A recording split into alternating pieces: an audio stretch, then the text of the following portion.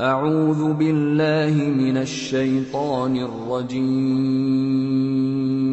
بسم الله الرحمن الرحيم. الله لا إله إلا هو الحي القيوم لا تأخذه سنة ولا نوم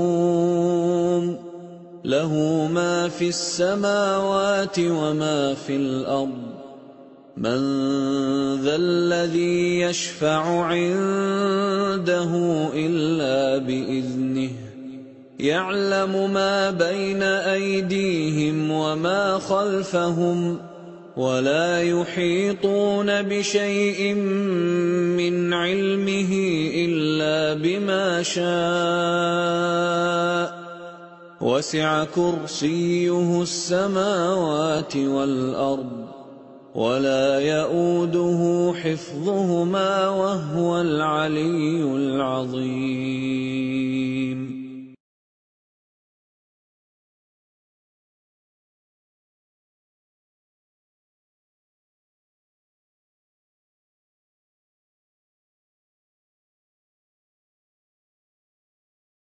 إن الحمد لله نحمده ونستعينه ونستغفره ونؤمن به ونتوكل عليه ونثني عليه الخير كله ونعوذ بالله من شرور أنفسنا ومن سيئات أعمالنا من يهده الله فلا مضل له ومن يضلل فلا هادي له وأشهد أن لا إله إلا الله وحده لا شريك له وأشهد أن محمدًا عبد الله ورسوله الذي أرسله الله بالحق بشيرًا ونذيرًا وداعيًا إلى الله بإذنه وسراجًا منيرًا أما بعد فإن خير الحديث كتاب الله وخير الهدي هدي محمد صلى الله عليه وسلم وشر الأمور محدثاتها وكل محدثة بدعة وكل بدعة ضلالة وكل ضلالة في النار أو كما قال عليه الصلاة والسلام. يقول الله سبحانه وتعالى: يا أيها الذين آمنوا إذا نودي للصلاة من يوم الجمعة فاسعوا إلى ذكر الله وذروا البيع ذلكم خير لكم إن كنتم تعلمون. وعن أبي هريرة رضي الله تعالى عنه قال: قال رسول الله صلى الله عليه وسلم: خير يوم طلعت عليه الشمس يوم الجمعة فيه خلق آدم وفيه أدخل الجنة وفيه أخرج منها ولا تقوم الساعة إلا في يوم الجمعة أخرجه مسلم. وعن سلمان رضي الله تعالى عنه قال: قال رسول الله صلى الله عليه وسلم: لا يغتسل رجل يوم الجمعة ويتطهر ما استطاع من طهر ويدهن من دهن أو يمس من طيب بيته ثم يخرج فلا يفرق بين اثنين ثم يصلي ما كتب له ثم ينصت إذا تكلم الإمام إلا غفر له ما بينه وبين الجمعة الأخرى أخرجه البخاري. أيها الحضور، أوصيكم ونفسي بتقوى الله عز وجل. واعلموا جيدا أن التقوى هو خير الزاد ليوم المعاد، وهي وصية الله سبحانه وتعالى إلى خلقه من أولهم وآخرهم من إنسهم وجنسهم. فاتقوا الله في شؤون أعمالكم كلها واجعلوا الأعمال كلها خالصة لوجه الكريم. يقول الله عز من قائل: وما أمروا إلا ليعبدوا الله مخلصين له الدين. يقول رسول الله صلى الله عليه وسلم: إنما الأعمال بالنيات وإنما لكل امرئ ما نوى. يقول عز وجل: يا أيها الذين آمنوا اتقوا الله حق تقاته ولا تموتن إلا وأنتم مسلمون. সম্মানিত উপস্থিতি, আল্লাহ রাব্বুল আলামিনের সর্বপ্রথম শুকরগুজার হচ্ছি, শুকরিয়া আদায় করছি যে মহিয়ান রাব্বুল ইজ্জত ওয়াল জালাল মেহেরবানি করে আমাদেরকে এই রমাদান মাসের অত্যন্ত গুরুত্বপূর্ণ মুবারক একটি সময়, বরকতপূর্ণ সময়ে সালাতুল জুমা আদায় করার জন্য এখানে একত্রিত হবার তৌফিক দিয়েছেন। এই জন্য আল্লাহ রাব্বুল আলামিনের শুকরিয়া আদায় করি, আলহামদুলিল্লাহ। আমরা গত জুমায় আপনাদের সাথে অত্যন্ত গুরুত্বপূর্ণ কিছু বিষয় নিয়ে কিছু কথা শেয়ার করেছি। যেহেতু জুমার নির্ধারিত সময় রয়েছে, ওই নির্ধারিত সময়ের মধ্যে বিস্তারিত বিষয়গুলো আলোচনা সম্ভব নয়, তারপরেও আমরা চেষ্টা করেছি যে খুব অল্প সময়ের মধ্যে কিছু কথা আপনাদের সাথে শেয়ার করার জন্য। সম্মানিত হাজিরিন, আপনারা জানেন যে আমরা বলছিলাম গত জুমার মধ্যে যে খুতবার বিষয় নিয়ে আমরা আলোচনা করতেছিলাম। একদল লোক এই ধারণা পোষণ করেন যে খুতবা বলতে মূলত মানে যত কথা আছে সবই আরবিতে হতে হবে। খুতবা আরবি বলতে বুঝায় মূলত কোরআন এবং হাদিসের বক্তব্য আরবিতে হলেই খুতবা আরবি হয়ে যাবে। কারণ কোরআন এবং হাদিসকে যদি আমি বাংলায় বুঝিয়ে দিই এবং কোরআন এবং হাদিস আরবিতে থাকে, তাহলে এটাই মূলত আরবি খুতবা, এবং এর মধ্যে খুতবার মূল বিষয়টুকু এর মধ্যেই রয়েছে। এই বিষয়ে আমি রাসূলুল্লাহ সাল্লাল্লাহু আলাইহি ওয়াসাল্লামের আমল থেকে এবং সালফে সালেহিনের আমল থেকে কিছু কথা আপনাদের দৃষ্টি আকর্ষণ করেছি। সর্বশেষ ওলামায়ে কেরামের ইজতিহাদ থেকেও, যে সমস্ত ইজতিহাদ ওলামায়ে কেরাম করেছেন, সেই ইজতিহাদ থেকেও কিছু কথা আপনাদের সামনে পেশ করেছি। আপনাদের যদি খেয়াল থাকে, আপনাদের স্মরণ থাকে, আপনারা বিষয়গুলো উপলব্ধি করার কথা। একটি মোদ্দা কথা বলেই আজকের যে বিষয়টি রয়েছে সে বিষয়ে আমি আলোচনা শুরু করব।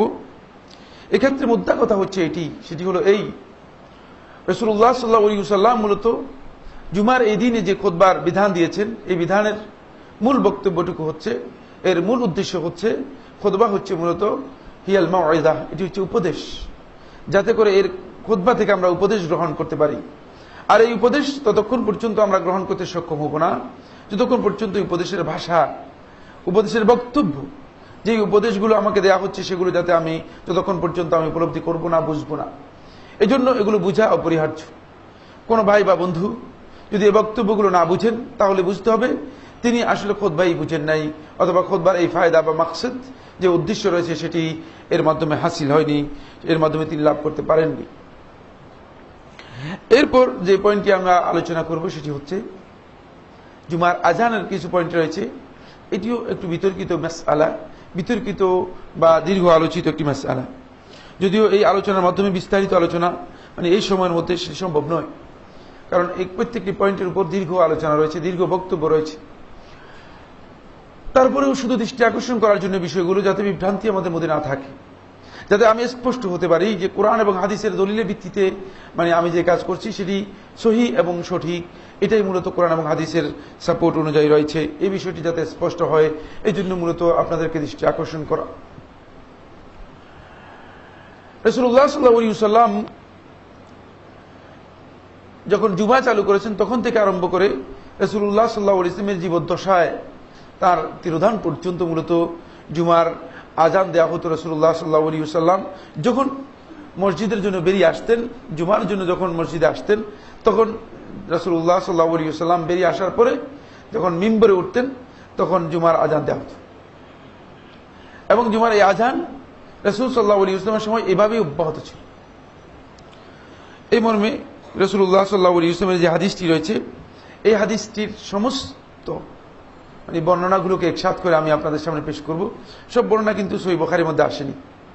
কিন্তু সব বর্ণনাকে একসাথে করে আলোচনা করব। তারপরে আমি এর উপর কিছু কথা আপনাদের সামনে পেশ করব, যেটি সহিহ বুখারীর মধ্যে এসেছে, সেটার সাথে আর সহিহ বুখারী ছাড়া বিভিন্ন বর্ণনার মধ্যে যে শব্দগুলো এসেছে সবগুলো একসাথে করে আলোচনা করব।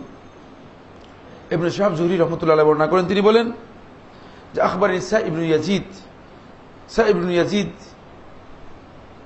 আমার কাছে বর্ণনা করেছেন, তিনি হাদিস বর্ণনা করেছেন এভাবে, আন্নাল আযান আল্লাযী যাকারাহু আল্লাহু ফিল কুরআন ফাকানা আউয়ালুহু হিনা ইয়াজলিসুল ইমামু আলাল মিম্বার। যে আযান এর কথা আল্লাহ সুবহানাহু ওয়া তাআলা কোরআনে কারীমের মধ্যে উল্লেখ করেছেন। আপনারা জানেন সূরা আল জুমার যে আয়াতটি আমরা তেলাওয়াত করেছি, এই আয়াতের মধ্যে আল্লাহ সুবহানাহু ওয়া তাআলা আযানের দিকে ইঙ্গিত করেছেন। ইয়া আইয়ুহাল্লাযীনা আমানু, হে ঈমানদারগণ, ইযা নুদিয়া লিস-সালাহ, যখন সালাতের জন্য আহ্বান করা হবে, ডাকা হবে, মিন ইয়াউমিল জুমআতে, জুমার দিনে। তাহলে জুমার দিনে সালাতের জন্য যে আহ্বান করা হয় থাকে, সেই আহ্বান বলতে সাঈদ ইবনে ইয়াজিদ রাহমাতুল্লাহ আলাইহি বর্ণনা করেন, তিনি বলেন আল আযান আল্লাযী যাকারাহু আল্লাহু ফিল কুরআন, যে আযানটির কথা আল্লাহ সুবহানাহু ওয়া তাআলা কোরআনের মধ্যে উল্লেখ করেছেন।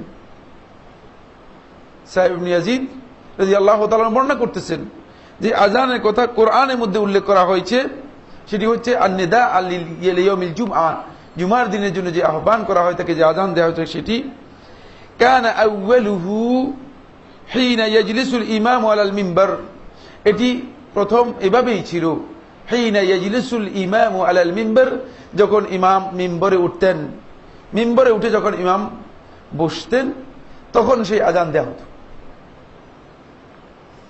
ওয়া ইযা কামাতিস সালাহ, এবং যখন নামাজ কায়েম হতো, মানে সালাত যখন কায়েম হতো আর ইমাম যখন মিম্বরে এসে উঠতেন বা বসতেন তখন এই আযান দেওয়া হতো ইয়াউমুল জুমআতি, জুমার দিনে, আলা বাবিল মসজিদ, যে মসজিদের দরজায়, মসজিদের সামনে হতো।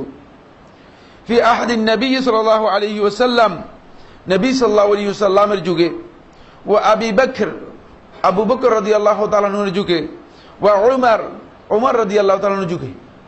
তিন যুগের কথা নির্দিষ্ট করে দিচ্ছেন সাঈদ ইবনে ইয়াজিদ রাহমাতুল্লাহ আলাইহি। তিনি বলেন যে এই তিন যুগে আযান এভাবেই ছিল, জুমার আযান দেওয়া হতো। ফালাম্মা কানা খিলাফাতু উসমান, যখন উসমান রাদিয়াল্লাহু তাআলা আনহুর খেলাফত চালু হলো, অর্থাৎ যখন উসমান রাদিয়াল্লাহু তাআলা আনহু খলিফা হিসেবে অধিষ্ঠিত হলেন, খেলাফত লাভ করলেন, তখন ওয়া কাসুরান নাস, এবং মানুষ অনেক বৃদ্ধি পেল, মসজিদের আশেপাশে লোকের বসতি দূরে দূরে চলে গেল, অনেক লোক বৃদ্ধি পেল। ওয়া কাসুরান নাস, এটি সহিহ বুখারী riwayat-এর মধ্যে এসেছে। এরপরে সুনান কুবরা এর riwayat-এর মধ্যে এভাবে এসেছে ওয়া তাবাআদাতিল মানাজিল, এবং বিভিন্ন বাড়িঘর অনেক দূরে দূরে তৈরি হলো। মানুষ যখন বেশি হয়ে যাবে তখন তো সবাই আর কাছে থাকতে পারবে না, বাড়িঘর মসজিদের অনেক দূরে দূরে বাড়িঘর নির্মিত হলো, মানুষ দূরে দূরে চলে গেল। তখন উসমান রাদিয়াল্লাহু তাআলা আনহু আমারা উসমান ইয়াউমাল জুমআতি বিল আযানিস সালিস, উসমান রাদিয়াল্লাহু তাআলা আনহু তৃতীয় আযান দেওয়ার জন্য নির্দেশ দিলেন। তৃতীয় আযান বলতে আমরা যেই আযান এখন শুনতে পাই, জুমার একেবারে শুরুতে যে আযান দেওয়া হয় থাকে, এই আযানের কথা বলা হচ্ছে। এটি উসমান রাদিয়াল্লাহু তাআলা নির্দেশ দিলেন। আমারা উসমান রাদিয়াল্লাহু তাআলা আনহু ইয়াউমাল জুমআহ, জুমার এই দিনে, বিল আযানিস সালিস, তৃতীয় আযান দেওয়ার জন্য। অবশ্য এটাকে সাঈদ ইবনে ইয়াজিদ রাহমাতুল্লাহ আলাইহি তিনি বলেছেন এটি হচ্ছে তৃতীয় আযান, যেহেতু দুটি আযানের আগে রয়েছে এবং রাসূল সাল্লাল্লাহু আলাইহি ওয়াসাল্লামের সময় থেকে ছিল। একটি হচ্ছে জুমার খুতবার জন্য, যেটি জুমার আযান বলা হতো, যেটাকে কোরআনের মধ্যে উল্লেখ করা হয়েছে, ইযা নুদিয়া লিস-সালাতি মিন ইয়াউমিল জুমআতি ফাসআউ ইলা যিকরিল্লাহ, তোমরা আল্লাহর জিকিরের দিকে ধাবিত হও। ওয়াদারুল বাই', তোমরা তোমাদের বেচাকেনা লেনদেন যেগুলো আছে সেগুলোকে বন্ধ করে দাও। এই নির্দেশ মূলত শুধুমাত্র ওই আযানের জন্য, যে আযানকে সাঈদ ইবনে ইয়াজিদ রাহমাতুল্লাহ আলাইহি নির্দিষ্ট করে দিচ্ছেন, সেই আযানটি হচ্ছে মূলত যখন ইমাম সাহেব মিম্বরে উঠবেন, মিম্বরে উঠে বসবেন, তখন থেকে শুরু হয়ে থাকে। কিন্তু আরেকটি রিওয়ায়াতের মধ্যে এসেছে ফি রিওয়ায়াতিন আল আযান আল আউয়াল, কোন কোন রিওয়ায়াতের মধ্যে এইভাবে আযান আল আউয়াল উল্লেখ করা হয়েছে, যেটি প্রথম আযান হিসেবে উল্লেখ করা হয়েছে। সময়ের দিক থেকে প্রথম আযান, কিন্তু এটি প্রচলনের দিক থেকে তৃতীয় আযান। এই জন্য সাঈদ ইবনে ইয়াজিদ রাহমাতুল্লাহ আলাইহি থেকে যারা বেশিরভাগ বর্ণনা করেছেন তারা বলেছেন এটি হচ্ছে তৃতীয় আযান, যেহেতু প্রচলনের দিক থেকে এটা তৃতীয় নম্বরে এসেছে, 3 নম্বরে এসেছে, কিন্তু সময়ের দিক থেকে যেহেতু এটা আগে হয়ে থাকে, শুরুতে হয়ে থাকে, এই জন্য এই আজানের নাম দেওয়া হয়েছে প্রথম আজান। এরপর এই আজান সম্পর্কে তিনি বলেন, সাহেব ইবনে ইয়াজিদ রহমতুল্লাহ আলাইহি বলেন, হাদিস শেষ হয়নি, দীর্ঘ হাদিস। ইমাম বুখারী বর্ণনা করেছেন, ইমাম আবু দাউদ বর্ণনা করেছেন, ইমাম নাসাই সুনানুল কুবরার মধ্যে বর্ণনা করেছেন, ইমাম তিরমিজি ইবনে মাজাহ বর্ণনা করেছেন, শাফিঈ কিতাবুল উম্মের মধ্যে বর্ণনা করেছেন। সমস্ত রিওয়ায়াতকে, মানে এই হাদিসের যত কিতাব আছে সব কিতাবের সমস্ত রিওয়ায়াতকে একসাথ করে নিয়ে এসে আমরা বলছি। প্রত্যেকটি রিওয়ায়াত ভিন্ন ভিন্ন এখানে ইন্ডিকেট করা আছে, সময়ের কারণে আমরা সেদিকে যেতে পারছি না। যাই হোক, এরপর তিনি বলেন আলা দারিন লাহু ফিস সুক, তৃতীয় আজানে যে নির্দেশ দিলেন উসমান রাদিয়াল্লাহু তাআলা আনহু কোথায়? আলা দারিন লাহু, উসমান রাদিয়াল্লাহু তাআলা আনহু একটি বাড়ি ছিল, ফিস সুক, বাজারের মধ্যে, মসজিদের মধ্যে নয়। এই আজান মসজিদের মধ্যে ছিল না, এই বক্তব্য থেকে স্পষ্ট। অবশ্য আলা দারিন এই রিওয়ায়াতটুকু মানে সহিহ বুখারীর মধ্যে আসেনি, এমন আলা দারিন লাহু এর সহিহ বুখারীর মধ্যে আসেনি। ফিস সুক শব্দটি এসেছে, বাজারের কথা এসেছে সহিহ বুখারীর রিওয়ায়াতের মধ্যে। উসমান রাদিয়াল্লাহু তাআলা আনহু তার যে বাড়ি ছিল বাজারের মধ্যে, সেই বাজারে তিনি মানে এই আজানটা দিতে নির্দেশ দিলেন। ইউকালু লাহু যাওরা, ওই জায়গাকে বলা হতো অথবা ওই বাজারকে বলা হতো অথবা ওই ঘরকে বলা হতো আয-যাওরা। যাওরা নামক স্থানে উসমান রাদিয়াল্লাহু তাআলা আনহু সেখানেই মূলত এই আজান দিতে নির্দেশ দিলেন, এই আজান দিতে নির্দেশ দিলেন। ফাআযানা বিহি আলা আয-যাওরা, এরপরে উসমান রাদিয়াল্লাহু তাআলার নির্দেশে ওই যাওরা নামক স্থানে আজান দেওয়া হতো ক্বাবলা খুরুজিহি। ভালো করে আপনারা এই হাদিসটি বুঝতে হবে, এই হাদিসের উপর অনেকগুলো বিধান এর সাথে সম্পৃক্ত রয়েছে। ক্বাবলা খুরুজিহি, উসমান রাদিয়াল্লাহু তাআলা আনহু জুমার উদ্দেশ্যে বের হওয়ার আগে, উসমান রাদিয়াল্লাহু তাআলা আনহু জুমার খুতবা দেওয়ার জন্য বের হওয়ার আগে এই আজান দিতেন। বের হওয়ার সময় নয়, বের হওয়ার পরে নয়, জুমার খুতবা শুরু করার সময় নয়, বরং এর অনেক আগে এই খুতবা দেওয়া হতো ক্বাবলা খুরুজিহি। কেন কেন দেওয়া হতো? লিয়ুলিমান নাস আন্নাল জুমআতা কাদ হাদারাত, যাতে করে মানুষদেরকে জানানো যায়, এই বিষয়ে মানুষদেরকে ইনফর্ম করা যায় যে আন্নাল জুমআতা কাদ হাদারাত, যে জুমা মানে ওয়াক্ত হয়ে গিয়েছে, জুমার সময় হয়ে গিয়েছে। এই বিষয়ে মানুষদেরকে স্মরণ করিয়ে দেওয়ার জন্য, এই বিষয়টি মানুষদেরকে জানিয়ে দেওয়ার জন্য উসমান রাদিয়াল্লাহু তাআলা আনহু যাওরাতে এই আজান দিতে বললেন। ফাসাবাতাল আমরু আলা যালিক, এরপর এভাবেই বিষয়টি মানে সাব্যস্ত হলো, চলে আসলো, চলল। ফালাম ইয়াগিবিন নাসু আযালা যালিকা আলাইহি, উসমান রাদিয়াল্লাহু তাআলা আনহু ফালাম ইউইবিন নাসু যালিকা আলাইহি, উসমান রাদিয়াল্লাহু তাআলা আনহুকে লোকেরা এই বিষয়ে কোনো ধরনের দোষারোপ করেন নাই, কোনো ধরনের দ্বিমত পোষণ করেন নাই। ওয়াকাদ গাবু আলাইহি হিনা আতাম্মা সালাতা ওয়াকাদ আবু আলাইহি হিনা আতাম্মা সালাতা বিমিনা, মিনাতে উসমান রাদিয়াল্লাহু তাআলা আনহু যখন ইতমাম করলেন, কসর করলেন না, যেহেতু রাসূলুল্লাহ সাল্লাল্লাহু আলাইহি ওয়াসাল্লামের সুন্নাহ দ্বারা সাব্যস্ত হয়েছে, মিনাতে রাসূলুল্লাহ সাল্লাল্লাহু আলাইহি ওয়াসাল্লাম কসর করেছেন। উসমান রাদিয়াল্লাহু তাআলা আনহু ইজতিহাদ করলেন, ইজতিহাদ করলে মিনাতে তিনি ইতমাম করলেন, কসর না করে পরিপূর্ণ সালাত আদায় করলেন।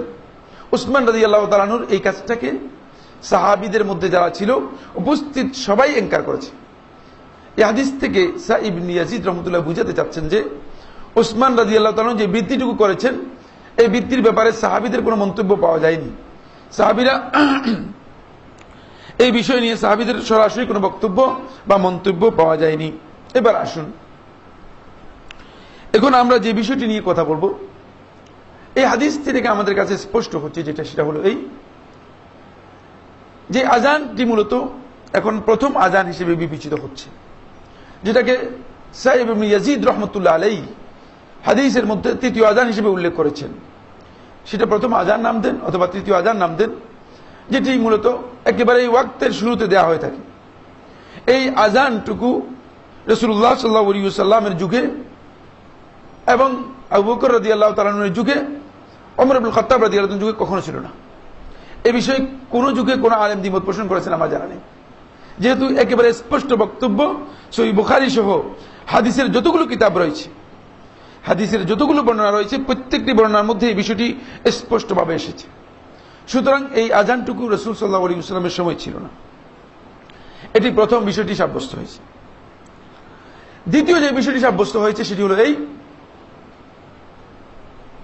উসমান রাদিয়াল্লাহু তাআলা আনহু এর সময়ে উসমান রাদিয়াল্লাহু তাআলা আনহু যখন দেখলেন লোকদের ব্যাপকভাবে বৃদ্ধি হয়েছে লোকেরা এবং বাড়িঘর অনেক দূরে দূরে সরে গিয়েছে, উসমান রাদিয়াল্লাহু তাআলা আনহু জুমার সময় এর দিকে ইঙ্গিত দেওয়ার জন্য, মূলত জুমার সালাতের জন্য নয়, যেহেতু জুমার সালাতের আজান রাসূল সাল্লাল্লাহু আলাইহি ওয়াসাল্লামের সময় থেকে প্রচলিত হয়েছে এবং এই ব্যাপারে কোরআনের মধ্যে বলা হয়েছে, ইজা নুদিয়া লিস-সালাতি, সালাতের জন্য যখন আহ্বান করা হবে, ডাকা হবে, আজান দেয়া হবে, সেখানে স্পষ্ট করে সালাতের কথাটি উল্লেখ রয়েছে। কিন্তু উসমান রাদিয়াল্লাহু তাআলা কেন করলেন? উসমান রাদিয়াল্লাহু তাআলা এই আজানটুকু শুধুমাত্র প্রবর্তন করলেন এই উদ্দেশ্যে, যেন উসমান রাদিয়াল্লাহু তাআলার উদ্দেশ্য হচ্ছে লিইউলিমান নাস আন্না সালাতা কাদ হাদারাত, যাতে করে লোকদেরকে এই বিষয়ে স্পষ্ট ধারণা দিতে পারে যে সালাতের সময় হয়ে আসছে। মানুষ অনেক দূরে থাকে, মসজিদ থেকে আজান শোনা যেত না, মসজিদ থেকে আজান শোনা যেত না, দূরে চলে গিয়েছে। ফলে উসমান রাদিয়াল্লাহু তাআলা এই বিষয়টি এভাবে চিন্তা করেছেন এবং এটাও উসমান রাদিয়াল্লাহু তাআলা থেকে সাব্যস্ত হয়েছে। এই বিষয়ে শেখ নাসরুদ্দিন আলবানী রাহমাতুল্লাহ আলাইহি তার আহকামু জামিআতুল মসজিদের মধ্যে তিনি উল্লেখ করেছেন।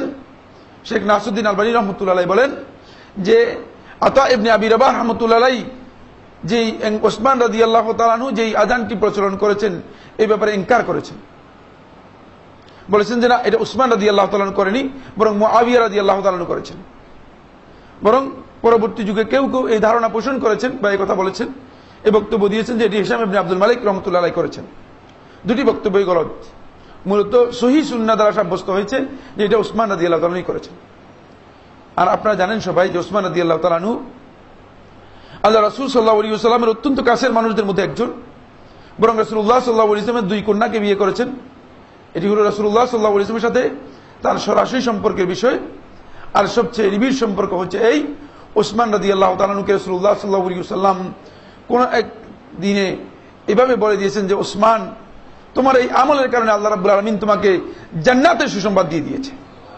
উসমান রাদিয়াল্লাহু তাআলা ছিলেন সেই ব্যক্তিদের মধ্যে অন্তর্ভুক্ত। শুধু তাই নয়, বরং এর মধ্যে অতিরিক্ত ফজিলত সাব্যস্ত হয়েছে উসমান রাদিয়াল্লাহু তাআলা যেটি, সেটি হলো উসমান রাদিয়াল্লাহু তাআলা তিনি রাসূলুল্লাহ সাল্লাল্লাহু আলাইহি ওয়াসাল্লামের যেই সমস্ত খলিফাদের ব্যাপারে ঘোষণা দিয়ে গেছেন, রাসূল সাল্লাল্লাহু আলাইহি ওয়াসাল্লাম বলেছেন আলাইকুম বিসুন্নতি ওয়া সুন্নাতিল খুলাফায়ে রাশিদিন আল মাহদিয়িন তামাসসাকু বিহা ওয়া আদ্দু আলাইহা বিন-নওয়াজিজ। ওই খলিফাদের মধ্যে একজন যাদের হেদায়েতের ব্যাপারে রাসূলুল্লাহ সাল্লাল্লাহু আলাইহি ওয়াসাল্লাম স্পষ্ট করে বলে গেছেন। এখন আসুন, যেহেতু উসমান রাদিয়াল্লাহু তাআলা থেকে সাব্যস্ত হয়েছে এই আজানের ব্যাপারে, তাহলে সেই আজানটাকে কি আমরা কিভাবে গ্রহণ করব বা এটা নিয়ে অনুসরণ করব? আজান কি এখন তিনটাই চলবে, না আমরা রাসূল সাল্লাল্লাহু আলাইহি ওয়াসাল্লামের সময় যেভাবে ছিল সেটাকেই আমল করতে পারি? এই বিষয়টি নিয়ে দীর্ঘ আলোচনা করেছেন শেখ নাসরুদ্দিন আলবানী রাহমাতুল্লাহ আলাইহি তার কিতাবের মধ্যে, এবং আহলুত তাহকিক মুহাক্কিক উলামায়ে কেরাম ইবনে আমিরুল হজ রাহমাতুল্লাহ আলাইহি আলোচনা করেছেন, আর অন্যান্যরা বিস্তারিত আলোচনা করেছেন, দীর্ঘ আলোচনা হয়েছে। প্রথম যে পয়েন্টটি আমি আলোচনা করব সেটি হচ্ছে এই, উসমান রাদিয়াল্লাহু তাআলা এই আযান যখন প্রবর্তন করেছেন, প্রবর্তন করেই উসমান রাদিয়াল্লাহু তাআলা জানিয়ে দিয়েছেন যে এর কারণ কি, কারণটাও উল্লেখ করে দিয়েছেন। ওই হাদিসের মধ্যেই সাইব ইবনে ইয়াজিদ রাহমাতুল্লাহ আলাইহি তিনি বলেন ওয়া কাসুরান নাস ওয়া তাবাআদাতিল মানাজিল, মানুষ বেড়ে গিয়েছিল, বাড়িঘর দূরে দূরে সরে গিয়েছিল। তাহলে বোঝা গেল যে যেহেতু মসজিদের সামনে যে আজান দেওয়া হতো, মসজিদের দরজায় যে আজান দেওয়া হতো, এই আজান মূলত দূর থেকে, অনেক দূর থেকে শোনা যেত না। আর আপনারা এটা জানার কথা, রাসূলুল্লাহ সাল্লাল্লাহু আলাইহি ওয়াসাল্লামের সময় মাইক্রোফোনের কোনো ব্যবস্থাই ছিল না। লাউড করার জন্য আওয়াজটাকে উচ্চ আওয়াজ করার জন্য বা বড় আওয়াজ করার কোনো ব্যবস্থাই ছিল না। মুয়াজ্জিন শুধু আজান দিত। তো একজন মুয়াজ্জিন এই মসজিদের দরজায় দাঁড়িয়ে অথবা মসজিদের কাছে দাঁড়িয়ে যদি, মসজিদের ছাদের উপর দাঁড়িয়ে যদি আজান দেন, সর্বোচ্চ হয়তো 2 বাড়ি শোনা যাবে। যেহেতু বাড়িঘর অনেক বেশি হয়ে গিয়েছে, অনেক দূরে শোনা যাবে না, এটাই বাস্তব কথা। আর এই কারণেই মূলত উসমান রাদিয়াল্লাহু তাআলা এটি জুমার সাথে সম্পৃক্ত নয়, এই আজানটুকু এই আযানটুকু উসমান রাদিয়াল্লাহু তাআলা আনহু জুমার দিনের এই সময়টুকু সালাত যে জুমার রয়েছে এই বিষয়ে ইনফর্ম করার জন্য লোকদেরকে উসমান রাদিয়াল্লাহু তাআলা আনহু এই আযানটির প্রচলন বা প্রবর্তন করেছিলেন। এটা এই উদ্দেশ্য নয় যে জুমার সালাতের ইকামতের জন্য অথবা জুমার খুতবার জন্য বা জুমার সালাতের উদ্দেশ্য নয়। ফলে উসমান রাদিয়াল্লাহু তাআলা আনহুর এই বিষয়টি পরবর্তীতে কি দাঁড়ালো, পরবর্তীতে যদিও আল্লাহ রাসূল সাল্লাল্লাহু আলাইহি ওয়াসাল্লামের সাহাবীরা এই বিষয়টি কেউ ইনকার করেননি, এটাও কিন্তু সহিহ বুখারীর বর্ণনার মাধ্যমে সাব্যস্ত হয়েছে। কোনো ব্যাপারে জুলম করা জায়েজ নেই, কোনো বিষয়ে হক যেটা সত্য, যেটা আমাদেরকে গ্রহণ করা ওয়াজিব বা গ্রহণ করার বিষয় রয়েছে সেটাকে গোপন করাও জায়েজ নেই। মানে এখানে কোনো প্রবৃত্তির মাসআলা আমরা দেই না বা প্রবৃত্তির কোনো বক্তব্য আমরা আলোচনা করি না। কোনো পন্থী অথবা দৃষ্টিভঙ্গি, কোনো গ্রুপ অথবা কোনো মানহাজ, কোনো সিস্টেম, কোনো মেথোডোলজি ইত্যাদি অনুসরণ করি না কোরআন এবং হাদিস ছাড়া। আপনাদেরকে স্পষ্ট করে বলে দিতে চাই। এই জন্য আমরা স্পষ্ট করে বলছি যে না, এটি উসমান রাদিয়াল্লাহু তাআলা আনহুর আমলের মাধ্যমে সাব্যস্ত হয়েছে।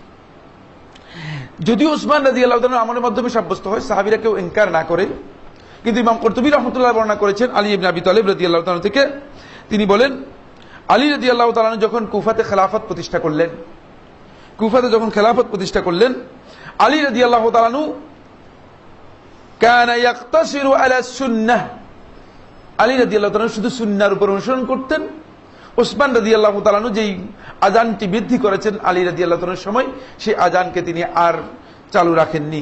ওয়ালা ইয়াখুযু বিজিয়াদাতি উসমান, উসমান রাদিয়াল্লাহু তাআলা যে আযানটি বৃদ্ধি করেছেন সেই আযানটাকে আর তিনি কি করেন নাই, গ্রহণ করেন নাই বা রাখেননি। বুঝা যাচ্ছে আলী ইবনে আবি তালিব রাদিয়াল্লাহু তাআলা বিষয়টি উপলব্ধি করতে পেরেছেন, বুঝতে পেরেছেন বিষয়টি আলী ইবনে আবি তালিব রাদিয়াল্লাহু তাআলা এজন্য যেহেতু উসমান রাদিয়াল্লাহু তাআলা কেন বৃদ্ধি করেছেন এর কারণ উল্লেখ করে দিয়েছেন। ফলে এই কারণ যদি না থাকে তাহলে আর এটি থাকার কোনো প্রয়োজন নেই। কারণ যদি না থাকে তাহলে এটা থাকার প্রয়োজন নেই। কারণ হচ্ছে লোকদের কাছে আওয়াজ পৌঁছছে না, লোকেরা সালাতের আযান শুনতে পাচ্ছে না, মানুষ অনেক দূরে দূরে চলে গিয়েছে এবং লোক বেশি হয়ে গিয়েছে। এই জন্য উসমান রাদিয়াল্লাহু তাআলা এই ইলামটুকু, মানে এই আযানের এই ঘোষণাটুকুকে তিনি কি করেছেন, প্রবর্তন করেছেন। কিন্তু যখন আলী ইবনে আবি তালিব রাদিয়াল্লাহু তাআলা দেখলেন যে না, এটা ছাড়াও সম্ভব আযানের ধ্বনিকে উচ্চ করা, তখন দেখা গেল যে মুসলিম মসজিদগুলোতে, মানে মসজিদের উপরে একটি ঘর তৈরি করা হতো, সেটা অনেকটা মসজিদের মতো রুম মিজানা বলা হতো অথবা মানারা বলা হতো, যেটাকে আপনারা বর্তমান মিনার দেখতে পাচ্ছেন, মিনার বলা হয়ে থাকে আরবি ভাষা, বাংলা ভাষায় মিনার। এই ধরনের একটা মিনার হতো। যেহেতু আওয়াজ লোকদের কাছে পৌঁছতে হবে আযানের, এখন মাইকিং এর সিস্টেম, মাইক্রোফোনের সিস্টেম নেই, সাউন্ড সিস্টেম ছিল না, ফলে তারা অনেক উপরে উঠে আযান দিত, মুয়াজ্জিন অনেক উপরে উঠে আযান দিত। প্রথম সময় দেখলো যে মুয়াজ্জিন অনেক উপরে আযান দিলেও আযান মোটামুটি অনেক এলাকা আযান শোনা যেত, কিন্তু পরবর্তী সময় দেখলো যে না, তারপরেও আযান শোনা যায় না। তখন মুয়াজ্জিন সংখ্যা বৃদ্ধি করা হলো, একজনের আওয়াজ যতটুকু হয় তিনজনের আওয়াজ এর চেয়ে বেশি হবে, লোকদের কাছে পৌঁছানোর জন্য 3 জন বা 4 জন মুয়াজ্জিন নির্ধারণ করা হলো। তারা একসাথে আযান দিত যাতে করে আওয়াজটা আরো কি হয়, বৃদ্ধি হয়ে থাকে। কিন্তু আলহামদুলিল্লাহ, আমার আল্লাহ রাব্বুল আলামিনের শুকরিয়া আদায় করছি, তিনি এত কষ্ট থেকে আমাদেরকে মুক্ত করে দিয়েছেন। 3 জন মুয়াজ্জিনের কোনো প্রয়োজন নেই, এমনকি জানারও কোনো প্রয়োজন নেই, এমনকি মিনারেরও কোনো প্রয়োজন নেই। বরং মসজিদের ছাদের উপর দাঁড়িয়ে অথবা মসজিদের বাইরে দাঁড়িয়ে যদি আমরা মাইক্রোফোনে আযান দেই তাহলে অন্ততপক্ষে 2 গ্রাম শোনানো যাবে, ঠিক কিনা? তাহলে এই বিষয়টি একেবারেই এখন বেহুদা হয়ে গিয়েছে, কোনো প্রয়োজন নেই এই আযান, আর কোনো প্রয়োজন নেই যেটি উসমান রাদিয়াল্লাহু তাআলা যে আযানটা প্রচলন করেছিলেন, যে উদ্দেশ্যে প্রচলন করেছিলেন এবং যে বিষয়টি সরাসরি হাদিসের মধ্যে এসেছে। তাই উসমান রাদিয়াল্লাহু তাআলা এই প্রচলনটুকু যেটি উসমান রাদিয়াল্লাহু তাআলা করেছেন, যেহেতু রাসূল সাল্লাল্লাহু আলাইহি ওয়াসাল্লাম সাহাবী, তার আমলকে বিদআত বলার বৈধতা নেই। এখানে আমি ওই সমস্ত ভাইদেরকে সতর্ক করে দিতে চাই যাদের এই ধারণা হয়েছে যে, বা এই ধারণা পোষণ করেন যে না, উসমান রাদিয়াল্লাহু তাআলা এই আযানটা বিদআত, না, এটি বিদআত নয়। উসমান রাদিয়াল্লাহু তাআলা যখন করেছেন তখন সাহাবীদের সমর্থন ছিল, এটি সাঈদ ইবনে ইয়াজিদ রাহমাতুল্লাহ আলাইহি হাদিসের মধ্যে বলে দিয়েছেন। আর বিদআত তো হবে না এই জন্য যেহেতু উসমান রাদিয়াল্লাহু তাআলার বিষয়কে রাসূল সাল্লাল্লাহু আলাইহি ওয়াসাল্লাম সুন্নাত বলেছেন, সুন্নাত দ্বারা সাব্যস্ত হয়েছে, সুতরাং এটি বিদআত হওয়ার কোনো সুযোগ নেই। কিন্তু উসমান রাদিয়াল্লাহু তাআলা এই প্রচলনটুকু একটা নির্দিষ্ট কারণে ছিল, এই নির্দিষ্ট কারণটুকু মূলত বর্তমানে খুব প্রয়োজন নেই মসজিদের জন্য। সেটি হচ্ছে লোকের কাছে আজান এর শোনানো যাচ্ছে না, পৌঁছানো যাচ্ছে না। লোকদের কাছে আজান পৌঁছানোর জন্য তিনি বাজারের মধ্যে সেটা নিয়ন্ত্রণ করেছেন। কিন্তু দুঃখজনক বিষয় হচ্ছে এই, এখন কিন্তু আজান বাজারেও দেওয়া হয় না। ওসমান রাদিয়াল্লাহু তাআলা আনহু জাওরাতে আজান যে প্রচলন করেছেন, সে আজান কিন্তু এখন আর নেই। এখন বাজারেও আজান দেওয়া হয় না, লোকদেরকে শোনানোর জন্য আজান দেওয়া হয় না, বরং সেই আজানটুকু সম্পূর্ণ চলে এসেছে মসজিদের ভিতরে, মাইক্রোফোন মসজিদের ভিতরে, ফলে আজান নিয়ে এসেছে মসজিদের ভিতরে। এখন মাইক্রোফোনে এই আজানটুকু দেওয়া হয় থাকে একেবারেই অতিরিক্ত, যেটি ওসমান রাদিয়াল্লাহু তাআলা আনহু আজানের এবং সুন্নাতেরও পরিপন্থী। ওসমান রাদিয়াল্লাহু তাআলা সুন্নাতের পরিপন্থী, যেহেতু ওসমান রাদিয়াল্লাহু তাআলা সুন্নাত হচ্ছে আজানটা বাজারে দিতে হবে, যেহেতু বাজারে লোকদেরকে শোনানোর জন্য এটি জুমার সাথে সম্পৃক্ত বিষয় ছিল না, বরং জুমার ওয়াক্ত হয়েছে, জুমার সময় হয়ে গিয়েছে, এই বিষয়ে এলান করার জন্য, এই বিষয়ে জানিয়ে দেওয়ার জন্য। তাই ওসমান রাদিয়াল্লাহু তাআলা আনহু এর এই আজানকে মূলত আলাল ইতলাক, কোন কন্ডিশন ছাড়া, একেবারে মানে শর্তহীন ভাবে এটাকে অনুসরণ করার প্রয়োজন নেই, যেহেতু রাসূল সাল্লাল্লাহু আলাইহি ওয়াসাল্লামের সুন্নাহ রয়ে গেছে। এইখানে এই বক্তব্য এসে যাবে যেটি রাসূলুল্লাহ সাল্লাল্লাহু আলাইহি ওয়াসাল্লাম ইরবাদ ইবনে সারিয়া রাদিয়াল্লাহু তাআলা হাদিসের মধ্যে বলেছেন, আলাইকুম বিসুন্নতি, তোমাদের উপর ওয়াজিব হচ্ছে তোমরা আমার সুন্নাতকে অনুসরণ করবে। রাসূল সাল্লাল্লাহু আলাইহি ওয়াসাল্লামের সুন্নাতকেই তো প্রথম অনুসরণ করব। যদি রাসূল সাল্লাল্লাহু আলাইহি ওয়াসাল্লামের সুন্নাহর মধ্যে কোনো দিক নির্দেশনা না পেতাম, তাহলে কোনো সন্দেহ নেই ওসমান রাদিয়াল্লাহু তাআলা এই সুন্নাতটুকু অনুসরণ করতে আমাদের আর কোনো অসুবিধা নেই। কিন্তু সুন্নাহর মধ্যে দিক নির্দেশনা রয়ে গিয়েছে, বিষয়টি সুন্নাহর মধ্যে যেহেতু দিক নির্দেশনা রয়ে গিয়েছে, তাহলে উম্মতের জন্য উচিত হবে যেটা, সেটা হলো সুন্নাতকে আঁকড়ে ধরা। তৃতীয় আজানের প্রয়োজন নেই, তৃতীয় আজানের আর কোনো প্রয়োজন নেই। এছাড়াও তৃতীয় আজানটুকু যেটি ওসমান রাদিয়াল্লাহু তাআলা প্রচলন করেছেন, এর টার্গেট এবং উদ্দেশ্য, অবজেক্টিভ যেহেতু তিনি স্পষ্ট করে দিয়েছেন তার বক্তব্যের মাধ্যমে, সেহেতু মানে এই অবজেক্টিভ যেখানে নেই, বা এই অবজেক্টিভ যে আজানের মাধ্যমে হাসিল হবে না, সেই আজান দেওয়ার কোনো প্রয়োজন নেই। তাহলে এটি বেহুদা কাজ হয়ে যাবে, অনর্থক কাজ হয়ে যাবে। আলহামদুলিল্লাহ সেটা অনর্থক প্রয়োজনই হয়ে গিয়েছে মাইকের মাধ্যমে, মাইক্রোফোন সিস্টেমের মাধ্যমে। এখন আমরা মানে আজানটাকে লোকদের কাছে পৌঁছাতে খুব সহজে আমরা পৌঁছতে পারি। তাই এক্ষেত্রে ওসমান রাদিয়াল্লাহু তাআলা অনুসরণকে প্রাধান্য দিয়ে, গুরুত্ব দিয়ে, যদি কেউ মনে করেন যে না, ওসমান রাদিয়াল্লাহু তাআলা আনহু যেভাবে বলছেন মানে বা যেভাবে প্রচলন করেছেন সেটারই অনুসরণ করতে হবে, বা এটাকেই সুন্নত, রাসূল সাল্লাল্লাহু আলাইহি ওয়াসাল্লামের সুন্নতকে এড়িয়ে যান, তাহলে কিন্তু তিনি ভুল করবেন। কারণ রাসূল সাল্লাল্লাহু আলাইহি ওয়াসাল্লামের সুন্নতকে প্রাধান্য দেব না, আমরা ওসমান রাদিয়াল্লাহু তাআলার বক্তব্যকে প্রাধান্য দিব, বা তার প্রচলনকে প্রাধান্য দিব। আর সেই প্রচলনের মধ্যে তিনি স্পষ্ট বলে দিয়েছেন এই আজানটি কেন হয়ে থাকে। এই কারণে আমরা দেখি উলামায়ে কেরাম এই আজানের ব্যাপারে বিভিন্ন বক্তব্য দিয়েছেন, বিভিন্ন যুগে বিভিন্ন বক্তব্য দিয়েছেন। প্রথম বক্তব্যটি আসুন, আবু তাহির আল মুখাল্লিস রাহমাতুল্লাহ আলাইহি তার কিতাবুল ফাওয়ায়েদের মধ্যে বর্ণনা করেন। এই হাদিসটি শেখ নাসরুদ্দিন আলবানী রাহমাতুল্লাহ আলাইহি সহিহ বলেছেন। ইবনে উমর রাদিয়াল্লাহু তাআলা থেকে বর্ণনা করেন, তিনি বলেন, ইন্নামা কানা নবী সাল্লাল্লাহু আলাইহি ওয়াসাল্লাম ইযা সাআদা আল মিম্বার আযানা বিলালুন, রাসূলুল্লাহ সাল্লাল্লাহু আলাইহি ওয়াসাল্লাম যখন মিম্বরে উঠে বসতেন বা মিম্বরে উঠতেন, তখনই বেলাল রাদিয়াল্লাহু তাআলা আনহু আযান দিতেন। এর আগে বেলাল রাদিয়াল্লাহু তাআলা আনহু জুমার দিনে কখনো আযান দিতেন না। আব্দুল্লাহ ইবনে উমর রাদিয়াল্লাহু তাআলা আনহু বলেন, ফাইজা ফারাগান নবী সাল্লাল্লাহু আলাইহি ওয়াসাল্লাম মিন খুতবাতিহি, যখন নবী সাল্লাল্লাহু আলাইহি ওয়াসাল্লাম তার খুতবা থেকে, তার জুমার যে খুতবা রয়েছে এই খুতবা থেকে যখন তিনি অবসর গ্রহণ করতেন, খুতবা শেষ করতেন, আকামাস সালাহ, তখন বেলাল রাদিয়াল্লাহু তাআলা আনহু সালাতের ইকামত দিতেন। একেবারে স্পষ্ট স্বচ্ছ বক্তব্য, মাঝখানে কোনো ধরনের গুমর টুমর রেখে দিচ্ছেন না।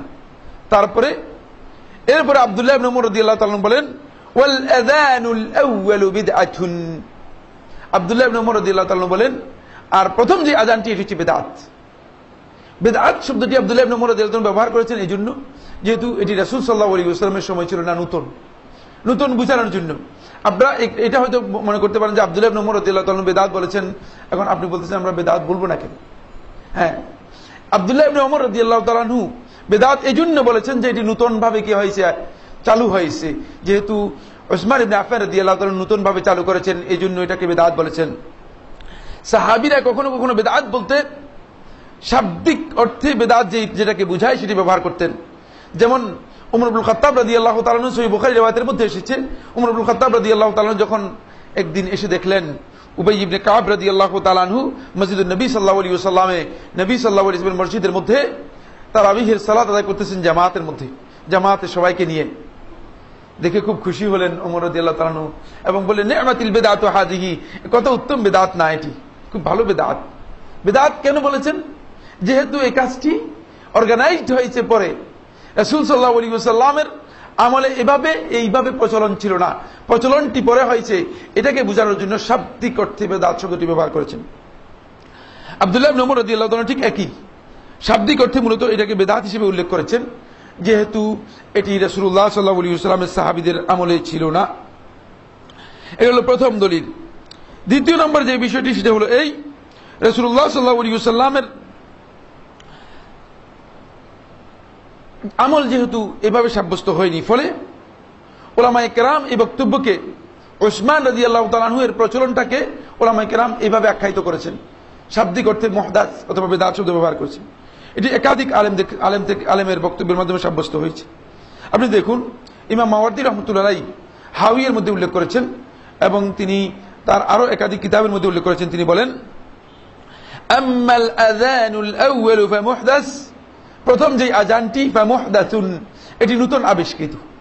তিনি এখানে বিদআত শব্দ ব্যবহার করেন নাই, মুহদাস নতুন আবিষ্কৃত, নতুন উদ্ভাবিত।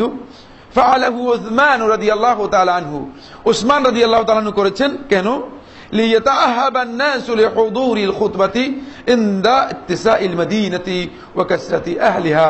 উসমান রাদিয়াল্লাহু তাআলা এই কাজটি করেছেন, কিন্তু মাওয়ারদি রাহমাতুল্লাহ স্বীকার দিচ্ছেন এটা অন্য কেউ করেন নাই, উসমান রাদিয়াল্লাহু তাআলা করেছেন। লিয়াতাআহাবা আন-নাসু, যাতে মানুষ প্রস্তুতি নিতে পারে, অন্তপক্ষে উযুটাও করে আসতে পারে। কারণ এই আযান দেওয়ার পরে ইমাম সাহেব যখন খুতবার মধ্যে মিম্বারে বসে যাবেন, এরপর আপনার জন্য কোন ধরনের আমল ইবাদত করতে জায়েজ নেই। শুধুমাত্র মসজিদে মুসল্লি আসলে 2 রাকাত তাহিয়াতুল মসজিদ পড়ে বসে যাবেন। বুঝতে পেরেছেন কিনা? তখন আর আপনার জন্য প্রস্তুতি নেওয়ার কোনো সুযোগ থাকলো না। এই জন্য ইমাম মাওয়ারদি রাহমাতুল্লাহ আলাইহি বিষয়টি স্পষ্ট করছেন। তিনি বলছেন, কেন? লিয়াতাআহাবান নাসু লিহুদুরিল জুমআতি, যাতে করে মানুষ জুমাতে উপস্থিত হওয়ার জন্য প্রস্তুতি গ্রহণ করতে পারে। এই প্রস্তুতির জন্য মূলত উসমান রাদিয়াল্লাহু তাআলা এটি করেছেন। ইনদা ইত্তিসাইল মাদিনা, যখন মদিনা শহরটা ব্যাপকভাবে বিস্তৃত হয়ে গেল, বেড়ে গেল, ও কাসরাতি আহলিহা, এবং মানুষের বসতি বেড়ে গেল। মানুষের বসতি যখন বেড়ে গেল, তখন উসমান রাদিয়াল্লাহু তাআলা আনহু এটাকে আরো কি করলেন? বৃদ্ধি করলেন, মানে এটাকে বৃদ্ধি করলেন। এটি ইমাম মাওয়ারদি রাহমাতুল্লাহ আলাইহি বর্ণনা করেন। ঠিক একই বক্তব্য কিতাবুল উম্মের মধ্যে ইমাম শাফিঈ রাহমাতুল্লাহ উল্লেখ করেছেন। মুহাম্মদ ইবনে ইদ্রিস আশ-শাফিঈ রাহমাতুল্লাহ আলাইহি তার কিতাবুল উম্মের মধ্যে বলেন, এই প্রথম খণ্ডের 172 এবং 73 পৃষ্ঠায় তিনি বলেন, ওয়া উহিব্বু আন ইয়াকুনা আল-আযানু ইয়াওমাল জুমআতি হিনা ইয়াদখুলুল ইমামুল মাসজিদ ওয়া ইয়াজলিসু আলাল মিম্বার। ইমাম শাফিঈ রাহমাতুল্লাহ বলেন, আমি পছন্দ করি, আমি এটাই উত্তম মনে করি, আন ইয়াকুনা আল-আযানু ইয়াওমাল জুমআহ, জুমার দিনে আযান হবে, হিনা ইয়াদখুলুল ইমামুল মাসজিদ, যখন ইমাম সাহেব মসজিদে প্রবেশ করবে। এরপর ওয়া ইয়াজলিসু আলাল মিম্বার, এবং মিম্বারে এসে বসবে। ফাইযা ফাআলা আখাযাল মুআদ্দিনু ফিল আযান, যখন ইমাম সাহেব মিম্বরে বসে যাবেন, তখনই মুআদ্দিন আযান শুরু করবে, আযান দিবে। ফাইযা ফারাগা, যখন খুতবা থেকে সে অবসর গ্রহণ করবে ইমাম সাহেব, কামা, দাঁড়িয়ে যাবে, ফাখাতাবা, না ফাইযা ফারাগা কামা, যখন আযান শেষ হবে তখন ইমাম সাহেব দাঁড়িয়ে যাবেন, ফাখাতাবা, খুতবা দিবেন। লা ইয়াজিদু আলাইহি, এর চেয়ে কিছু বৃদ্ধি করবেন না। এটাই রাসূল সাল্লাল্লাহু আলাইহি ওয়াসাল্লামের সুন্নাহ।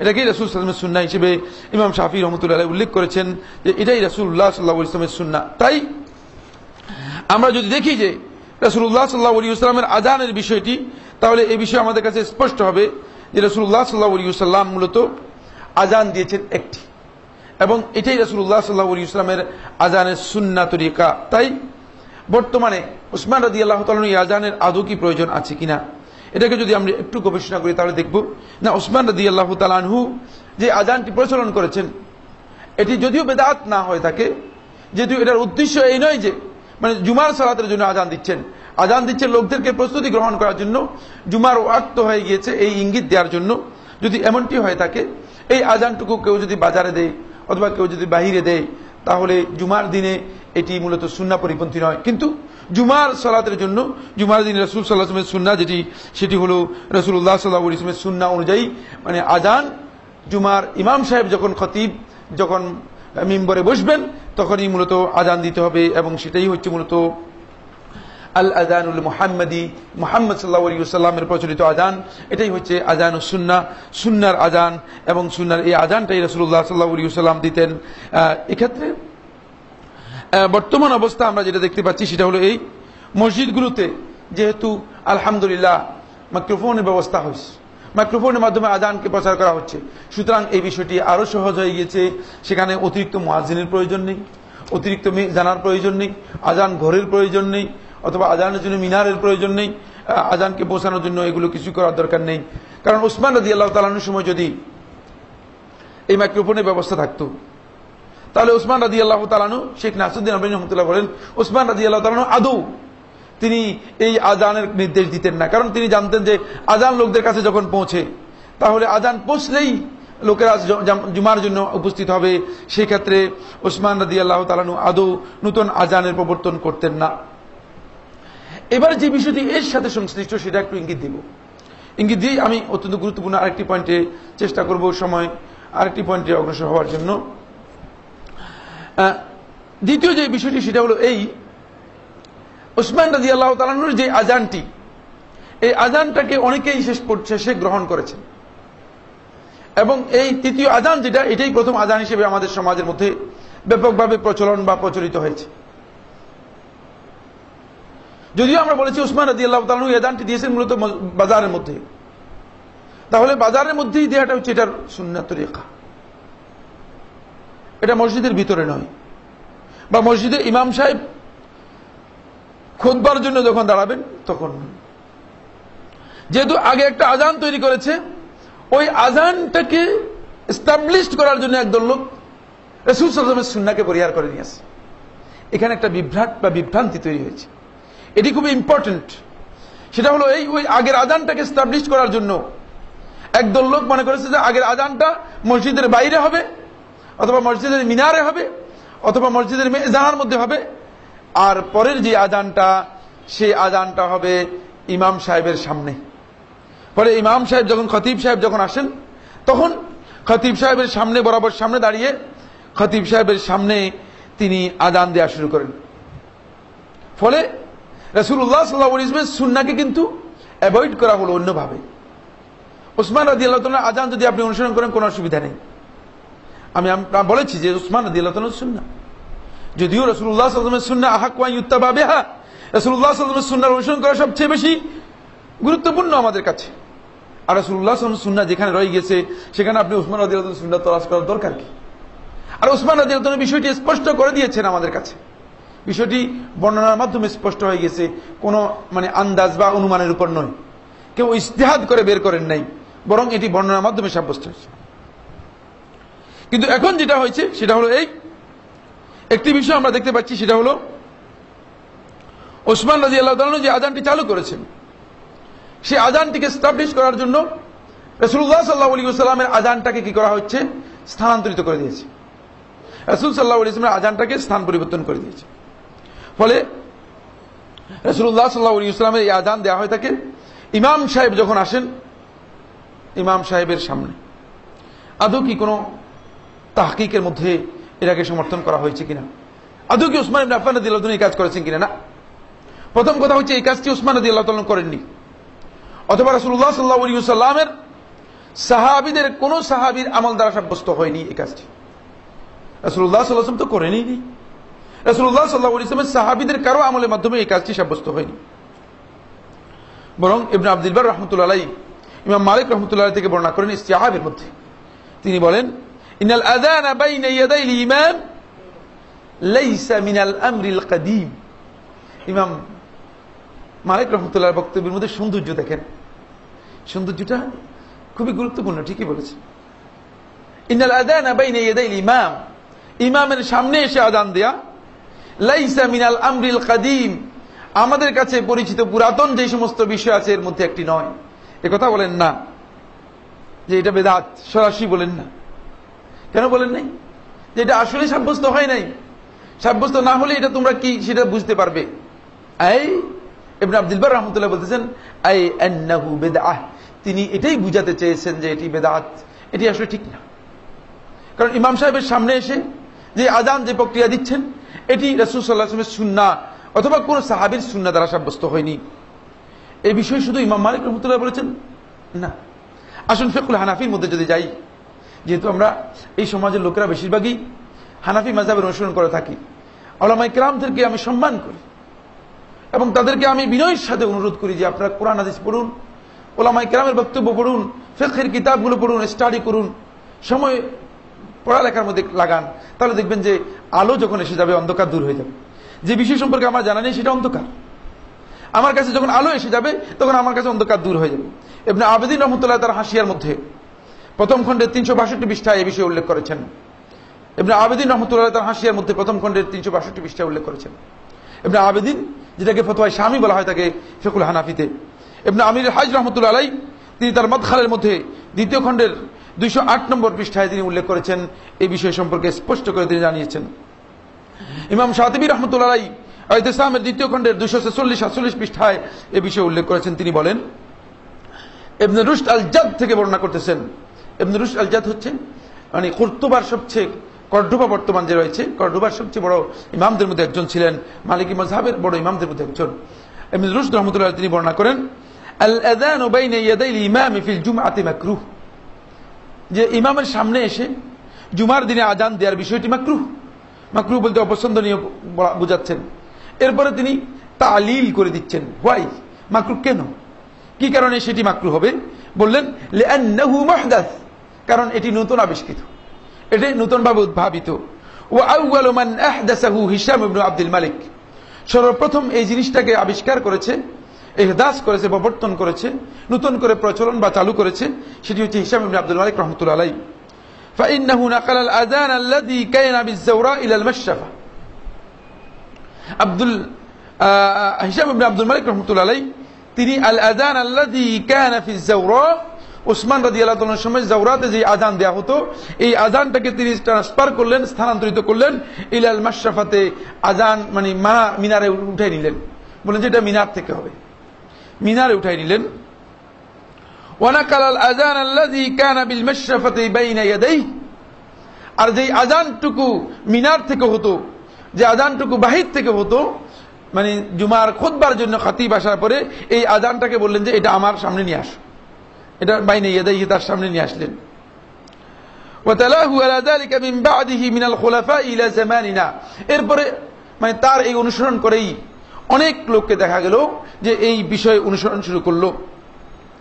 তারপর তিনি বলেন ওয়া হুয়া বিদআতুন, এটি বিদআত এই জন্য, ওয়াল্লাযী ফাআলাহু রাসূলুল্লাহ সাল্লাল্লাহু আলাইহি ওয়াসাল্লাম ওয়াল খুলাফাউ রাশিদুন বা'দাহু হুয়া সুন্নাহ, যেহেতু রাসূল সাল্লাল্লাহু আলাইহি ওয়াসাল্লাম এবং তার খলিফারা যেটা করেছেন এটাই হচ্ছে সুন্নাহ। তারপর তিনি বলেন ওয়াল্লাযী কানা ফা'লু রাসূলুল্লাহ সাল্লাল্লাহু আলাইহি ওয়াসাল্লাম, এটাই হুয়া সুন্নাহ, সেটাই হচ্ছে সুন্নাত।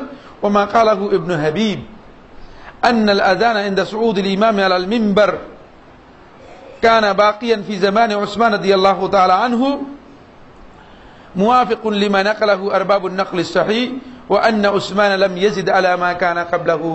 উসমান রাদিয়াল্লাহু তাআলা আনহু মানে আযানের মধ্যে বৃদ্ধি করেছেন। ইবনে হাবিব রাহমাতুল্লাহ আলাইহি এটাকে স্বীকার করেননি, বরং বলছেন যে ওটি মূলত জুমার আযান হিসেবে ছিল না, এটা উসমান রাদিয়াল্লাহু তাআলা লোকদেরকে সতর্ক করার জন্য দিয়েছেন, এটি সুন্নাহর পরিপন্থী নয়, যেহেতু এটি জুমার আযান ছিল না। ফয়জুল বারী এর মধ্যে বুখারী নির্ভরযোগ্য গুরুত্বপূর্ণ একটি শরহ, হানাফি মাযহাবের ইমাম এবং ভারতবর্ষের অত্যন্ত গুরুত্বপূর্ণ আলেমদের মধ্যে একজন ছিলেন, তিনি হচ্ছেন শাহ আনোয়ার কাশ্মীরি রাহমাতুল্লাহ আলাইহি। তিনি কি বলেন একটু দেখেন, তার বক্তব্যটি আলোচনা করেই আজকের আলোচনার মধ্যে আর আমরা বাড়াবো না। তিনি বলেন ফয়জুল বারী এর মধ্যে তিনি বলেন ওয়ালাম আজিদ আলা কাউনি হাযাল আযান দাখিল আল মসজিদ দালিলান ইনদাল মাযাহিবিল আরবা'a। সুস্পষ্ট বক্তব্য, যাদের ইলম আছে আলেম তারা বুঝে গিয়েছেন যে লাম আজিদ, আমি পাইনি, আলা কাউনি হাযাল আযান দাখিল আল মসজিদ, এই আযান মসজিদের ভিতরে ইমামের সামনে হওয়ার ব্যাপারে কোন দলিল ইনদাল মাযাহিবিল আরবা'a, চার মাযহাবের কোন মাযহাবের মধ্যে কোথাও কোন দলিল পাইনি। এটা বলতেছেন ভারতবর্ষের শ্রেষ্ঠ আলেমদের মধ্যে একজন। ফয়জুল বারী এর মধ্যে, ফয়জুল বারী আপনাদের যদি প্রয়োজন মনে হয় পৃষ্ঠা নম্বর হচ্ছে দ্বিতীয় খণ্ডের 365 নম্বর পৃষ্ঠা, 325 নম্বর পৃষ্ঠা, তাহলেও আপনারা জেনে নিতে পারবেন। দলিলান ইনদাল মাযাহিবিল আরবা'হ, চার মাযহাবের মধ্যে কোনো দলিল পাওয়া যায়নি। ইল্লা মা ক্বালা সাহিবুল হিদায়াহ। এবার তিনি বলতেছেন তাহলে হানাফি মাযহাবের মধ্যে আমরা এটা অনুসরণ করলাম কোত্থেকে, কোথায় থেকে আমরা এটা পেলাম, কি কিসের ভিত্তিতে এই কাজটুকু করলাম, এটা তো জানা দরকার। এই জন্য তিনি বলেন ইল্লা মা ক্বালা সাহিবুল হিদায়াহ, হিদায়াহ কিতাবের গ্রন্থকার এভাবে বলেছেন যে ইন্নাহু জারা বিহি তাওয়ারুস, বলে এই আযানটা এইভাবে এই জন্য হয়েছে, ইন্নাহু জারা বিহি তাওয়ারুস, এভাবেই চলে আসছে। এটা কি দলিল হলো কিনা? এটা কি দলিল হলো কিনা? যদি বলেন যে না এইভাবেই চলে আসছে এই জন্যই আমরা করি, এটাই দলিল, না এটা দলিল হবে না। সুম্মা নাকালাহুল আখারুনা আইযা, এরপর তিনি বলেন হিদায়াহ গ্রন্থকারের এই বক্তব্য থেকে এর পরবর্তী সময়ে যত কিতাব লেখা হয়েছে হানাফি মাযহাবের মধ্যে, সমস্ত কিতাবের মধ্যে এই বিষয়টি এভাবেই রচনা করা হয়েছে, এভাবেই উল্লেখ করা হয়েছে, সমস্ত কিতাবের মধ্যে এভাবেই আসছে। তারপর তিনি বলেন ফাফাহিমতু মিনহু আন্নাহুম লাইসা ইনদাহুম দালিলুন গায়রা মা ক্বালাহু সাহিবুল হিদায়াহ। তারপর তিনি বলেন এই বক্তব্য থেকে আমি বুঝতে পেরেছি যে তাদের কাছে মূলত হিদায়াহ গ্রন্থকার বা হিদায়াহ লেখক যে বক্তব্য দিয়েছে এই বক্তব্য ছাড়া আর কোনো দলিল তাদের কাছে নেই। ফলে ওয়ালাযা ইয়ালজাউনা ইলা তাওয়ারুস, এই কারণে তারা প্রচলনের দিকে ধাবিত হয়েছে, বলছে যে এখানে প্রচলনটাকেই আমরা অনুসরণ করছি। আসলে কি এই প্রচলনকে আমরা অনুসরণ করব না? কারণ আমাদের কাছে সুন্নাত রয়ে গিয়েছে রাসূলুল্লাহ সাল্লাল্লাহু আলাইহি ওয়াসাল্লামের। রাসূল সাল্লাল্লাহু আলাইহি ওয়াসাল্লামের সময় যেহেতু এই আযান দেয়া হতো এবং এই আযান একটি অবস্থান ছিল, সুতরাং রাসূলুল্লাহ সাল্লাল্লাহু আলাইহি ওয়াসাল্লামের সুন্নাহকে বাদ দিয়ে শুধুমাত্র প্রচলনের দিকে যাওয়া এটি মূলত মোটেও কোনো অবস্থায় গ্রহণযোগ্য বক্তব্য হতে পারে না, বা এটি গ্রহণযোগ্য হওয়ার কোনো সুযোগ নেই। তাই সর্বশেষ বক্তব্য যেটি আলোচনা করতে চাই সেটা হলো এই যে এই বক্তব্য থেকে আমাদের কাছে এটা স্পষ্ট হয়েছে রাসূলুল্লাহ সাল্লাল্লাহু আলাইহি ওয়াসাল্লামের সময় মূলত যে আযানটুকু মিম্বারে ইমাম সাহেব বসার পরে দেওয়া হয় থাকে, এই আযানটুকু মসজিদের ভেতরে দেওয়া হতো। এই আযানটুকু খুতবার আগে যে আযানটুকু দেওয়া হতো এটাই আযান দেওয়া হতো, এটা মসজিদের বাইরে দেওয়া হতো। মসজিদের বাইরে, মসজিদে জুমার সালাতের ওয়াক্তের জন্য মসজিদের বাইরে এই আযানটুকু দেওয়া হতো। সম্মানিত উপস্থিতি, আজকে মনে হয় আর আমরা সময় বাড়াতে পারবো না, শুধুমাত্র এই কথা বলবো যে এই আযানটুকু রাসূলুল্লাহ সাল্লাল্লাহু আলাইহি ওয়াসাল্লামের সাহাবীদের মাধ্যমে এটি সাব্যস্ত হয়েছে। এটি যদি মসজিদের উপরে বাইরে দেওয়া যায় সেটা উত্তম। আব্দুল্লাহ ইবনে ওমর রাদিয়াল্লাহু তাআলা আনহু বর্ণিত এক বর্ণনার মধ্যে রয়েছে যে উম্মে যায়েদ বিনতে সাবিত রাদিয়াল্লাহু তাআলা বর্ণনা করেন, তিনি বলেন কানা বাইতি আতওয়াল বাইতিন হাওলাল মসজিদ, যে আমার ঘর ছিল মসজিদের মধ্যে সবচেয়ে উঁচা ঘর, মসজিদের মধ্যে সবচেয়ে উঁচা ঘর ছিল মসজিদের আশেপাশে আমার ঘরটি। ফাকানা বিলাল ইউআদ্দিনু ফাওকাহু মিন আউয়ালি মা আদ্দান, প্রথম দিন থেকেই বিলাল রাদিয়াল্লাহু তাআলা আনহু আমার ঘর থেকেই আযান দিতেন। আপনারা এখন চিন্তা করতেছেন মসজিদ তো আসলে ওইভাবে ছিল না, রাসূল সাল্লাল্লাহু আলাইহি ওয়াসাল্লাম মসজিদের উপর উঠা যেত না, সেটি শুধুমাত্র খেজুর গাছের কিছু ঢাল বসানো ছিল, আর বেশি কিছু ছিল না। উম্মে যায়েদ বিনতে সাবিত রাদিয়াল্লাহু তাআলা আনহা বলেন যে আমার ঘরটাই রাসূলুল্লাহ সাল্লাল্লাহু আলাইহি ওয়াসাল্লামের মসজিদের পাশে সবচেয়ে উঁচা ঘর ছিল। আমি আপনাদেরকে বলেছি যে আযানের আওয়াজকে বুলন্দ করার জন্য, আযানের আওয়াজকে মানুষের কাছে পৌঁছিয়ে দেওয়ার জন্য রাসূলুল্লাহ সাল্লাল্লাহু আলাইহি ওয়াসাল্লাম এই সিস্টেমটুকু কি করেছেন, চালু করেছেন। ফলে উঁচা ঘরে গিয়ে বিলাল রাদিয়াল্লাহু তাআলা আনহু যেদিন থেকে আযান দিতেন সেদিন থেকে এভাবে আযান দিতেন। ইলা আন বানা রাসূলুল্লাহ সাল্লাল্লাহু আলাইহি ওয়াসাল্লাম মসজিদাহ, রাসূলুল্লাহ সাল্লাল্লাহু আলাইহি ওয়াসাল্লাম তার মসজিদ নির্মাণ করা পর্যন্ত। যখন মসজিদ নির্মাণ হয়ে গেল ফাকানা ইউআদ্দিনু বা'দু আলা যাহরিল মসজিদ, মসজিদ যখন নির্মিত হলো বিলাল ইবনে রাবাহ রাদিয়াল্লাহু তাআলা আনহু রাসূলুল্লাহ সাল্লাল্লাহু আলাইহি ওয়াসাল্লামের মসজিদের উপরে উঠে আযান দিতেন, মসজিদের উপরে উঠে আযান দিতেন। ওয়াকাদ রাফআ লাহু শাইউন ফাওকা যাহরিহি, মসজিদের উপরে তার জন্য একটু উঁচা জায়গা করে দেওয়া হয়েছে। ওই উঁচা জায়গার মধ্যে উসমান রাদিয়াল্লাহু তাআলা আনহু, বিলাল রাদিয়াল্লাহু তাআলা আনহু দাঁড়িয়ে আযান দিতেন। এই বর্ণনার ব্যাপারে শেখ নাসিরউদ্দিন আলবানী রাহমাতুল্লাহ বলেছেন ওয়াকাদ রুফিআ লাহু শাইউন ফাওকা যাহরিহি, এই বর্ণনাটুকু ছাড়া আবু দাউদ তার তিরমিজির মধ্যে হাসান সনদে বর্ণনা করেছেন, অর্থাৎ মসজিদের উপরে কোন ধরনের মিনার তৈরি করা হয়েছে এটি সহিহ riwayat দ্বারা সাব্যস্ত হয়নি। রাসূলুল্লাহ সাল্লাল্লাহু আলাইহি ওয়াসাল্লামের সময় কোন মসজিদের মধ্যে মিনার ছিল এই মর্মে কোন হাদিস সহিহ বর্ণনা সাব্যস্ত হয়নি। তাই ইবনুল হাজ রাহমাতুল্লাহ আলাইহি মাদখালের মধ্যে যে কথাটি উল্লেখ করেছেন যে সুন্নাহ হচ্ছে ফি আযানিল জুমআতি ইযা সাআদা আল ইমামু আলাল মিম্বার, যখন ইমাম মিম্বারে উঠবে, আন ইয়াকুনাল মুআদ্দিনু আলাল মানারা, মুআদ্দিন মিনারের উপর থাকবে। এই বক্তব্যটুকুর মধ্যে কিছু গ্যাপ রয়েছে। মানারা না বলে উচিত ছিল তিনি মসজিদের উপরে থাকবেন অথবা যেখান থেকে আজান দেওয়া হয় তাকে সেখানে থাকবেন, এটাই মূলত উত্তম হতো।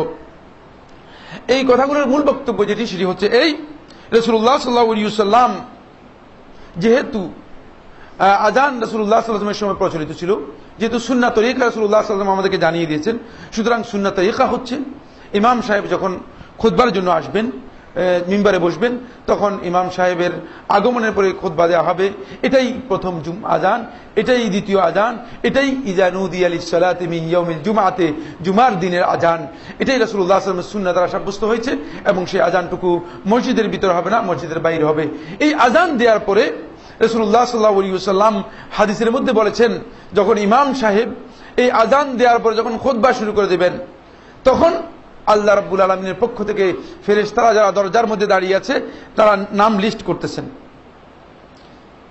উপস্থিত যারা জুমার সালাতের জন্য উপস্থিতি, এদের নাম লিস্ট করা শুরু হয়েছে। এই আজান দেওয়ার পরে ইমাম সাহেব যখন খুতবা শুরু করে দিবেন, তখন ফেরেশতারা তাদের যেই লিস্ট করার যে কাগজ রয়েছে, যে দফতর খাতা রয়েছে, সেটাকে তারা ভাঁজ করে নেন।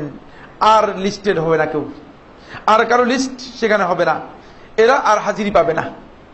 এরপরে যারা আসলো তারা আর হাজিরি পাবে না, এরপরে যারা আসলো তারা তাদের জন্য আর কোনো নামাজ নেই, তারা শুধুমাত্র তাহিয়াতুল মসজিদ পড়ে মসজিদে বসে যাবেন। এটাই মূলত উসমান রাদিয়াল্লাহু তাআলা আনহুর হাদিসের মাধ্যমে এবং উসমান রাদিয়াল্লাহু তাআলা আযানের যে বক্তব্য, সেই বক্তব্যের মাধ্যমে আমাদের কাছে সাব্যস্ত হয়েছে। أقول قولي هذا لي ولكم فأستغفر الله لي ولكم فاستغفروه إنه هو الغفور الرحيم.